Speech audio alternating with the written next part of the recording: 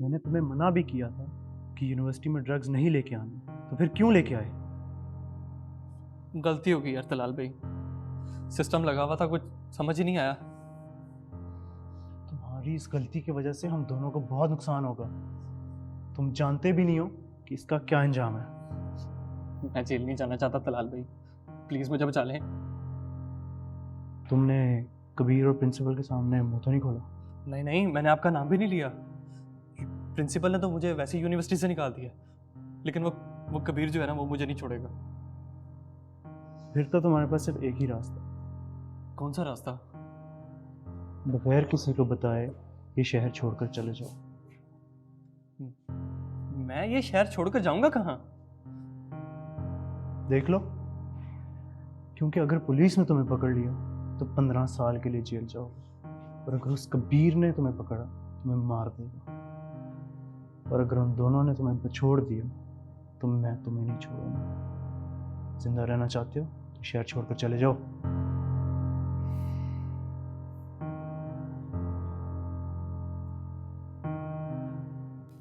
हातिम भाई,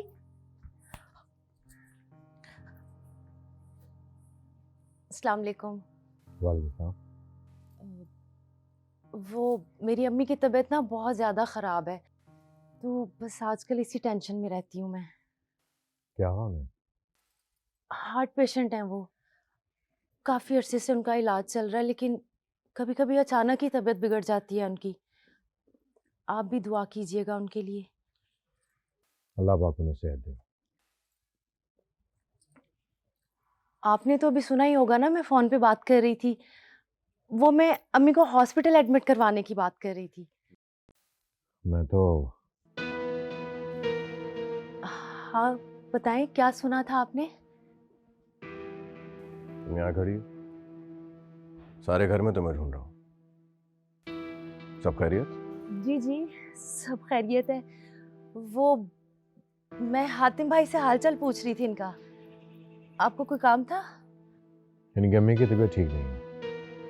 अगर आपको ज़रूरी काम नहीं है तो इन्हें साथ जाके उनकी तीमारदारी कर लें, इनकी टेंशन ख़त्म हो जाएगी। तुम्हारी अम्मी की तबीयत ठीक नहीं है तो मेरे बजाय हातिम को बता दो। अभी अभी तो फोन आया था अम्मी का, मैं आपको ही बताने के लिए आ रही थी कि रास्ते में हातिम भाई मिल गए, तो मैं इनको बताने लगी।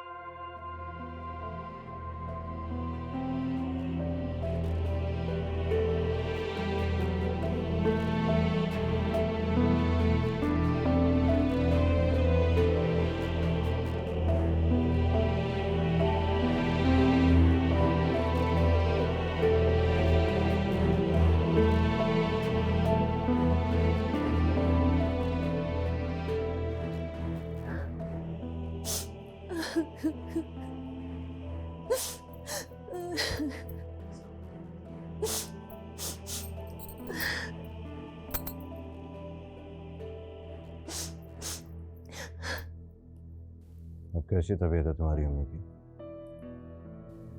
ऐसे तो खराब ही रहती है, लेकिन आज कुछ ज्यादा ही खराब थी। अगर तबीयत इतनी ज़्यादा ख़राब थी तो मिलने क्यों नहीं गई? कहा भी था मैंने तुमसे कि मिलाते हैं। आपको पता तो है, मैं जब भी उनसे मिलने के लिए जाती हूँ उन्होंने मुझे पैसों का ही कहना होता है। तो पैसों का इतना कौन सा मसला? जब भी जाते हैं देकर ही आते हैं। मैंने कब मना किया पैसों के लिए? हाँ, ठीक कह रहे हैं आप, लेकिन इस बार ज़रा ज़्यादा पैसों की ज़रूरत है। वो डॉक्टर ने अम्मी के हार्ट का ऑपरेशन बताया ना, तो तकरीबन 60 लाख रुपया चाहिए।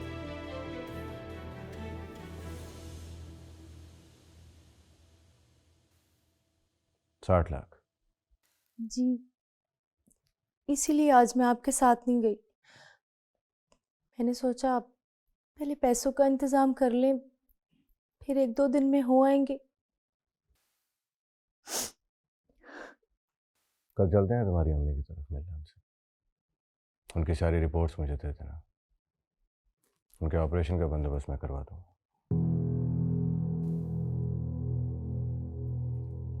मतलब आप पैसे दे रहे हैं?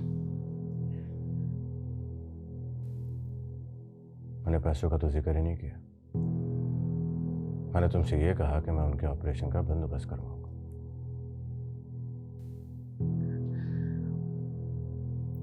आप इतने मसरूफ़ होते हैं, भाई साहब के 100 काम करने होते हैं, आपने फैक्ट्री अलग से देखनी होती है। आप कहाँ बार बार हॉस्पिटल के चक्कर लगाते रहेंगे? तुम्हारा मसला नहीं है, मेरा मसला। मुझे मैनेज करना है, मैं कर लूंगा। और वैसे भी भाई साहब के बहुत से करीबी दोस्त हैं जिनके अपने अस्पताल हैं। वहाँ इलाज भी अच्छा हो जाएगा और पैसों का इतना मसला भी नहीं होगा। अब ये बताओ कि ऑपरेशन करवाना कब है?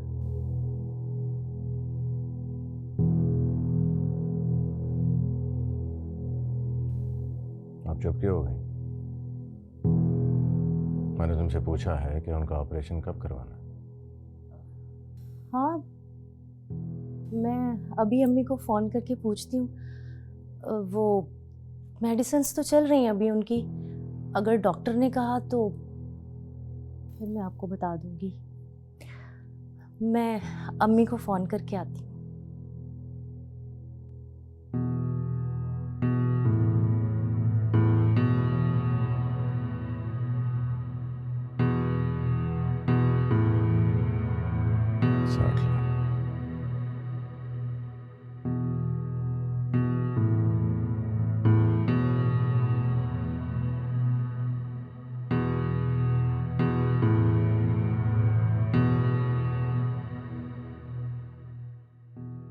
तुम यहाँ क्या कर रहे हो? यही तो हैं जो आपके वालिद साहब को हॉस्पिटल लेके आए। तुम लेकर आए अब्बू को? यानी उनकी हालत तुमने की? नहीं, तुम्हारी दुश्मनी मुझसे थी ना, तुम मुझसे बदला लेते। हानिया, मैंने कुछ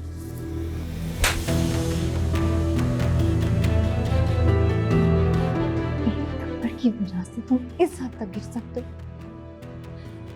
ये मैं सोच भी नहीं सकती थी। उस दिन मैंने गलती से मारा था और आज ये थप्पड़ जानबूझकर मारा। अब जाओ यहां से। और एक बात याद रखना, तुम्हें मैं छोड़ूंगी नहीं, हिसाब लेकर रहूंगी।